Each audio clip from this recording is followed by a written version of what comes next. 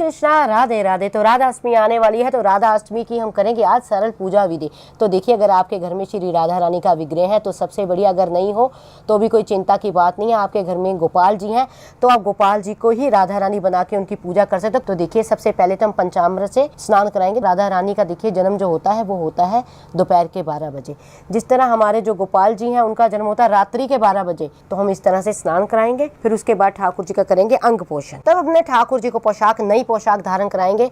तो आप भी प्रयास किया कीजिए, अगर नीले रंग की पोशाक मिल जाए तो सबसे बढ़िया, अगर नीली ना मिले तो फिर आप किसी भी कलर की धारण करा सकते हैं, क्योंकि हमारी जो राधा रानी है उनको नीला रंग अति प्रिय है। तो आइए, अब गोपाल जी का हम श्रृंगार पोशाक हमने धारण करा दी है, अब श्रृंगार करते हैं। तो अब हम अपने गोपाल जी को बनाएंगे राधा रानी। तो सबसे पहले हम हाथों में कंगन धारण कराएंगे। तो अब हम इनको माला धारण कराएंगे। तो अब हमारे जो ठाकुर जी है बन गए हैं राधा रानी।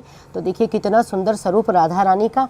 और देखिए, अब एक ही कमी है, वो कमी है शुकदेव भगवान की, यानी राधा रानी को जो शुकदेव अति प्रिय है, इसलिए इनके पास बिठा रहे हैं शुक। तो अब हम करेंगे इत्र सेवा। इत्र सेवा करनी सबसे जरूरी होती है, तो हम इत्र इनके वस्त्रों पे इस तरह से लगाएंगे। अब करेंगे हम शुरू पूजा। तो हम सबसे पहले कलश की स्थापना करेंगे। इस तरह से चावल हम नीचे लगाएंगे और चावल के ऊपर हम कलश की स्थापना करेंगे। तो देखिए, मौली मैंने पहले ही उसके ऊपर बांध ली है। अब डालेंगे इसके अंदर हम 5 चीजें, तो हल्दी, सुपारी, सिक्का, अक्षत और फूल, 5 पल्लव लगाएंगे। तो कलश के ऊपर रखेंगे हम पूर्ण पात्र। इसके ऊपर हम जो है अपना दीप प्रज्वलित करेंगे, दीप लगाएंगे। तो सबसे पहले हम दीप को जलाएंगे। उसके बाद हम करेंगे गणपति जी की स्थापना। तो देखिए, गणपति जी की स्थापना करनी बहुत आवश्यक है, उसके बिना कोई भी जो पूजा है संपूर्ण नहीं होती। अब हम करेंगे थोड़ा सा शुद्धिकरण।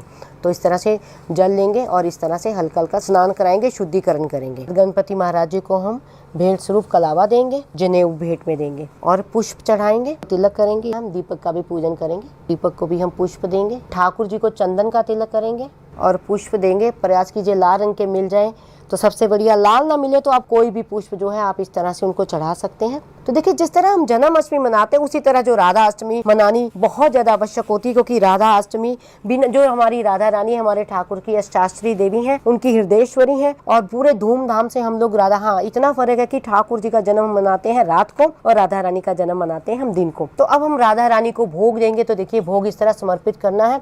तो भोग में आपने अरबी जो आवश्यक देनी है, क्योंकि हमारी जो राधा रानी है अरबी उनको बहुत प्रिय है।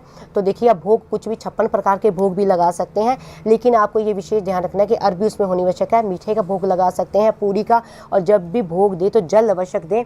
और कोई भी ऋतु फल, जो ऋतु फल आपके पास हो वो ऋतु फल आपने भोग में लगाने। तो देखिए फ्रेंड, जो राधा अष्टमी का व्रत होता है, कुछ लोग तो 12 बजे तक रखते हैं, क्योंकि जो राधा रानी का प्रादुर्भाव है वो 12 बजे होता है। और कुछ लोग जो है शाम को चंद्रमा को देख के या तारों को देख के, अर्घ दे के जो है व्रत खोल देते हैं। इनकी आरती करेंगे तो कपूर से हम आरती करेंगे, क्योंकि दिया हमने स्थापित किया है, दिया हम हिलाएंगे नहीं। तो इस तरह से कपूर से हम आरती करेंगे, पहले गणेश जी महाराज जी की, फिर उसके बाद जो है हमारे ठाकुर जी हैं जो राधा रानी का स्वरूप लेके विराजमान है। तो आरती करने के बाद अंत में हम हाथ जोड़ के प्रार्थना करेंगे, हे भगवान, अगर हमारी पूजा में कोई किसी प्रकार की गलती हो गई हो तो हमें क्षमा करें, हमारी सभी मनोकामनाओं को पूरी करें और हमारे घर में सुख शांति करें। तो और अगर आपको ये वीडियो अच्छा लगा हो, वीडियो को लाइक, शेयर, सब्सक्राइब करना ना भूलें।